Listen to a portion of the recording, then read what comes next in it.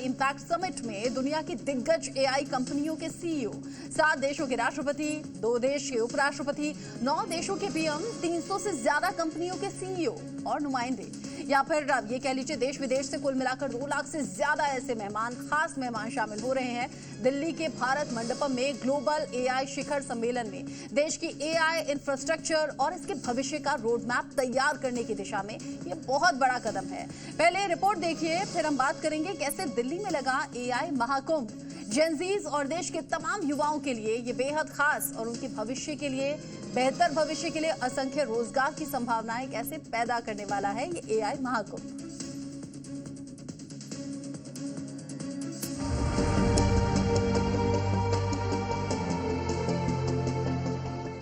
दिल्ली की चमकती सड़कों पर एआई का जलवा, भारत मंडपम में टेक का ग्लोबल मेला, जेनजी के लिए नए करियर के दरवाजे।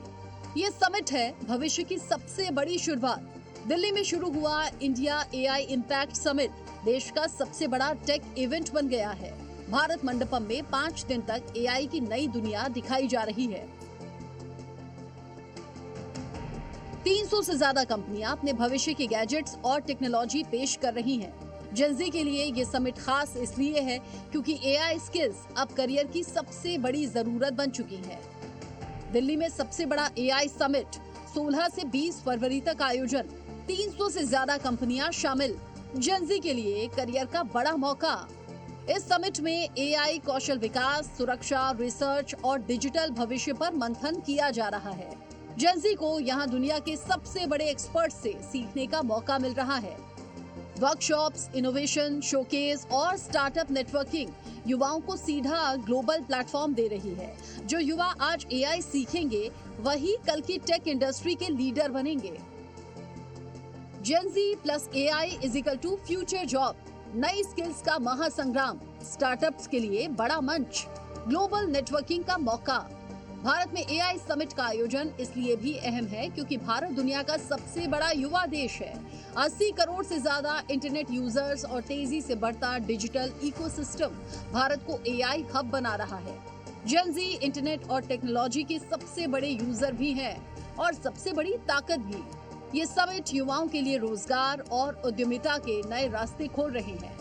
भारत में क्यों हो रहा है एआई समिट? एआई के क्षेत्र में भारत तेजी से उभर रहा। भारत में जेनजी की आबादी ज्यादा है। जेनजी करती है इंटरनेट का इस्तेमाल। देश में कई स्टार्टअप्स का हो रहा विस्तार।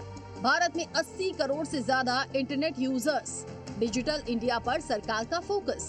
सरकार का इंडिया एआई मिशन पर फोकस। भारत वैश्विक एआई हब बनना चाहता है। समिट में सुंदर Pichai, Sam Altman, Demis Hassabis जैसे दिग्गज शामिल हो रहे हैं। इनके सामने भारत अपनी एआई रणनीति और डिजिटल ताकत दिखाने जा रहा है। हमारा सेशन अभी खत्म हुआ और वो इसी के ऊपर था कि जॉब्स, मतलब मोर देन जॉब्स, एम्प्लॉयबिलिटी की। आज जो कॉलेज से ग्रेजुएट होकर आ रहे हैं बच्चे, वो आगे क्या काम मिलेगा उनको और कैसे काम करेंगे, उसी के ऊपर था। और उसके ऊपर हमने एक डिटेल स्टडी भी की हुई है। तो एआई से जॉब्स इफेक्ट तो होंगे आगे जाते हुए, क्योंकि बहुत सारे काम जो आजकल लोग खुद करते हैं वो एआई टूल्स की मदद से आसान हो जाएंगे और एआई टूल्स वो कर लेंगे। लेकिन बहुत सारे नए जॉब्स भी खुलने वाले हैं और आने वाले हैं जो कि एआई की वजह से आएंगे।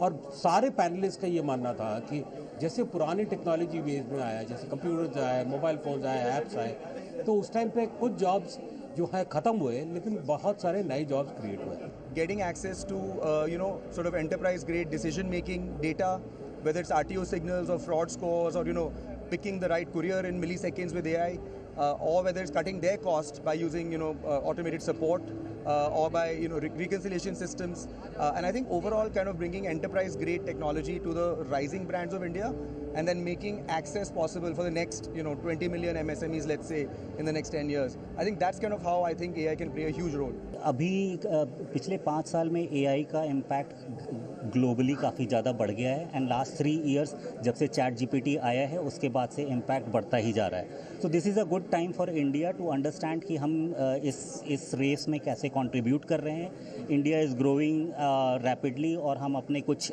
इंटरनल इंडिया के सॉवरेन एलएलएम्स बनाने की तरफ काम कर रहे हैं जो कि हमारे इम्पैक्ट को ग्रो करता है। नौकरियों पर एआई का क्या इम्पैक्ट होगा तो इस पे हमारा सेशन हुआ आज, सबसे पहला वाला सेशन, जिसमें चीफ इकोनॉमिक एडवाइज़र डॉक्टर अनंत नागेश्वरन जी ने अपने विचार व्यक्त किए। बहुत ही बढ़िया पैनल था और एक की टेक अवे इस पैनल डिस्कशन से ये था कि नौकरियां गायब नहीं होने वाली हैं, नौकरियां जो नेचर है वो बदलने वाला है और इसके लिए हमें रीस्किल करना होगा अपने बच्चों को, यूथ को, और उन्हें एआई टूल्स के माध्यम से नए नए जो स्किल्स है वो अक्वायर करनी पड़ेगी। जेनजी के लिए ये सिर्फ सम्मेलन नहीं बल्कि एक संकेत है कि आने वाला दशक एआई का है। जो युवा आज तैयार होंगे वही कल भारत की उड़ान को नई ऊंचाई देंगे।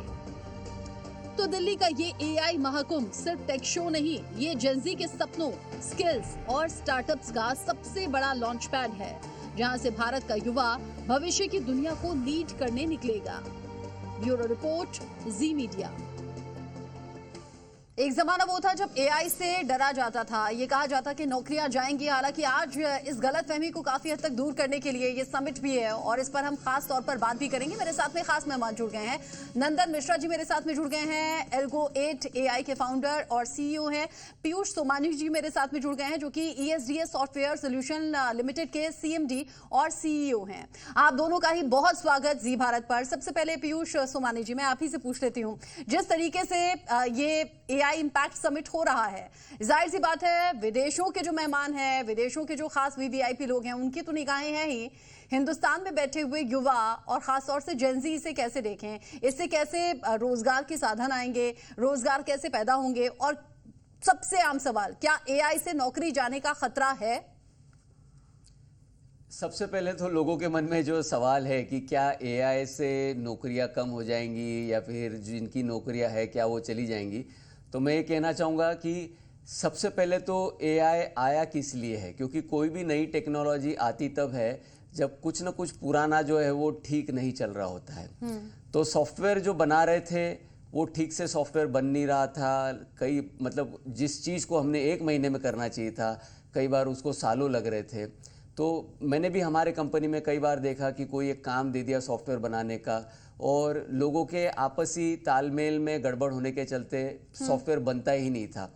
और फिर आदमी गिव अप कर देता है एक समय के बाद में कि यार शायद से कुछ गड़बड़ है, हमारी सोच में गड़बड़ है, हम सॉफ्टवेयर बना नहीं पाएंगे। लेकिन देखा गया तो सारी दुनिया में यही प्रॉब्लम चल रहा था। लोगों को जब 100 लोगों को, 400, 500, 1000 लोगों को मिलकर आप जब बोलो कि सॉफ्टवेयर बनाओ, तो सॉफ्टवेयर बनाने में उनका ईगो, उनके अंदर आपसी तालमेल नहीं है, ये सब चीज़ों के चलते सॉफ्टवेयर बन ही नहीं पाता था। दूसरी चीज़, जो सॉफ्टवेयर बनाया है, कोई ERP है, कोई CRM है, CMS है, एक्सपेक्ट किया जाता कि लोग उसके अंदर डेटा डालेंगे। लेकिन हमने कई जगहों पे देखा है कि 5-5 हज़ार लोग मिलकर एक ERP को पूरी तरीके से फेल कर दे रहे, कि सब ने मिलकर आपस में डिसाइड किया कि गलत डेटा डालना है या डेटा डालना ही नहीं है उसके अंदर। तो अच्छा। सॉफ्टवेयर बनाने में दिक्कत थी और सॉफ्टवेयर के यूज करने में दिक्कत थी। आज एआई क्या कर रहा है कि एआई रेवोल्यूशनाइज कर रहा है, एआई डेमोक्रेटाइज कर रहा है सॉफ्टवेयर को। तो सॉफ्टवेयर की जहां पे एक आके सैचुरेशन आ गया कि $800 बिलियन तक सॉफ्टवेयर मार्केट पहुंच गया दुनिया भर में, इसके आगे उसको जाने में दिक्कत आ रही थी। डिमांड बहुत ज्यादा है सॉफ्टवेयर की, दुनिया को इससे कई गुना ज्यादा सॉफ्टवेयर अब तक चाहिए था।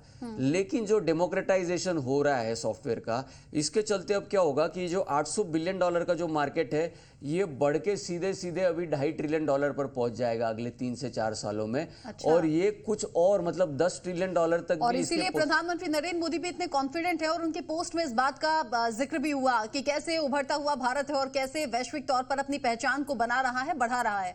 नंदन मिश्रा जी, एक और बेसिक सा सवाल है या फिर ये कह लीजिए एक मिथ भी है। अभी जिस बात का जिक्र पीयूष जी कर रहे थे कि इंसानों से वो काम कराना है तो थोड़ा बहाने होंगे, थोड़ा इधर उधर घुमाया जाएगा और टाइम टेकिंग बना दिया जाएगा छोटे से काम को। क्या एआई से होने वाले काम में हम कह सकते हैं एरर फ्री वो काम होंगे, या फिर जिसे हम कह देते हैं काम करते हुए ना कि ह्यूमन एरर हो गया, क्या उसकी गुंजाइश खत्म हो जाएगी पूरी तरह? देखिए, एआई कंप्यूटर की तरह ही है, जो आप उसके अंदर डालेंगे वैसा ही आपको रिजल्ट मिलेगा, राइट? वो उसको अगर आप उसको रियलिटी से टच बेस नहीं कराएंगे तो हेलुसिनेट करेगा। तो एआई में भी बहुत सारे एरर्स हैं, ऐसा कोई इसमें कोई डाउट नहीं रखना है। एआई भी एरर करता है और उस एरर की हैंडलिंग के लिए ही ह्यूमंस चाहिए। आपको ये समझना है कि देखिए, बुद्धि कृत्रिम हो गई, आर्टिफिशियल इंटेलिजेंस आ गया, लेकिन विवेक कृत्रिम नहीं हुआ है।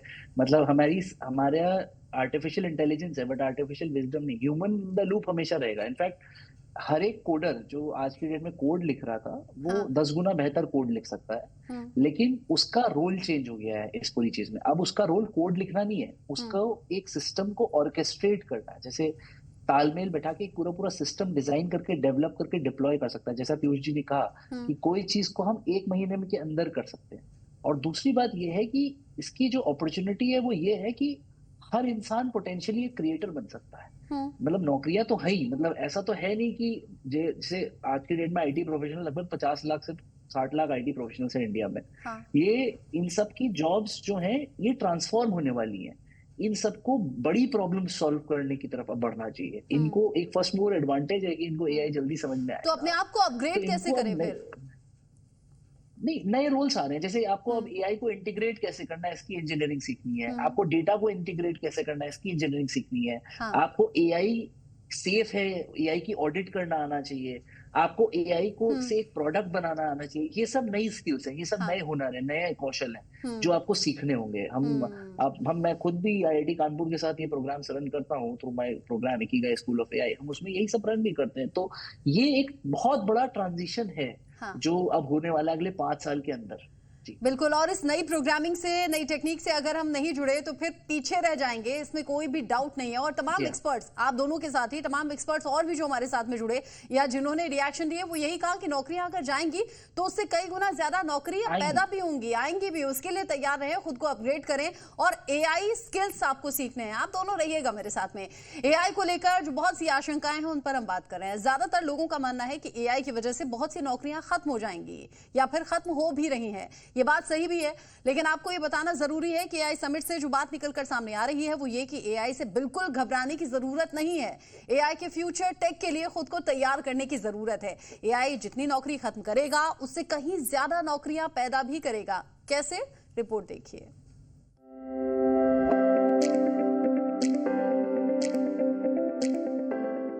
जेन ज़ीज़, डरो नहीं, एआई को अपनाओ। एआई सीखो, भविष्य सुरक्षित करो। दिल्ली में ग्लोबल एआई समिट का साफ संदेश है। एआई से खत्म होंगी नौकरियां तो बहुत नौकरियां पैदा भी होंगी और एआई की नौकरियों में मिलेगी मोटी सैलरी। दिल्ली में दुनिया के सबसे बड़े एआई समिट का जेन ज़ीज़ और देश के युवाओं के लिए साफ संदेश है। चिंता की कोई बात नहीं, एआई इतनी नौकरी पैदा करेगी और एआई की नौकरियों में इतनी अच्छी सैलरी होगी कि देश के जेन ज़ीज़ और युवा खुश हो जाएंगे। I actually think India has an opportunity to create 10 million jobs that would be healthcare professionals that are AI native, that could bring healthcare closer to the last mile. I call it the first mile, to the homes and communities in rural areas and smaller cities, which is where healthcare access is not as good. So in my opinion, AI is actually going to create more jobs, especially in healthcare. नौकरी के अवसर पैदा होंगे, बस जरूरत है कि आप हर दिन अपने आप को तैयार करें। भविष्य की नौकरियों के लिए एआई स्किल्स सीखें। इस सेक्टर में हर दिन तेजी से पैदा हो रहे अवसरों को तलाशें और अपना करियर बनाएं। First of all, which we focus is basically improving the quality of services and speed of services for citizens by using AI and deploying AI in different sectors. That would definitely will be reached because traditionally we used to spend a lot of manual resources for serving citizens, but with using AI and its models and the products which we are having, it would definitely change and impact the processes. NITI Aayog का आकलन है 2030 तक AI sector में लाखों नहीं बल्कि करोड़ों युवाओं के लिए नई नौकरियां पैदा होंगी। एआई को अपनाने से पुराने जमाने की कोडिंग, प्रोग्रामिंग वाली और अन्य पुरानी करीब 15 लाख नौकरियां खत्म होंगी, तो उनकी जगह application development, AI based solutions, design और ऑपरेशन जैसे नए रोल्स वाले 50 लाख नौकरियां पैदा होंगी और ये हाईली पेड जॉब्स होंगे। एक्सपर्ट्स मानते हैं कि आने वाले 5 साल इस सेक्टर में करियर बनाने के लिए सबसे अहम माने जा रहे हैं। For some of the other problems, maybe AI will reduce the number of jobs. So the mix of jobs will change. But I think you need to do the net of where it's a beneficiary, where it's a net. I continue to be positive about if done well, it can lead to more human flourishing. Delhi में हो रहे global AI impact summit में पहुंचे Gen Zs बहुत उत्साहित और भविष्य की तैयारियों को लेकर ऊर्जावान हैं। तो काफ़ी अच्छा एक्सपीरियंस था। मैंने काफ़ी नई चीज़ों के बारे में सीखा, लाइक ओपन सीवी फ्रेमवर्क से, जैसे जियो ने ओपन सीवी का फ्रेमवर्क से कुछ हमारे फेस रिकॉग्निशन बना रखा है, और काफ़ी सारी LLMs के बारे में सीखा हमने, और काफ़ी सारी नई चीज़ें सीखने को मिली जो मुझे कॉलेज में नहीं मिलेंगी, और काफ़ी अच्छा एक्सपीरियंस था। मुझे काफ़ी सारे कनेक्शन बनाने का मौका मिला यहाँ पे। अब जरा ये भी जान लीजिए हाई डिमांड वाली फ्यूचर AI जॉब्स कौन सी होंगी, जिसके लिए आपको खुद को तैयार करना है।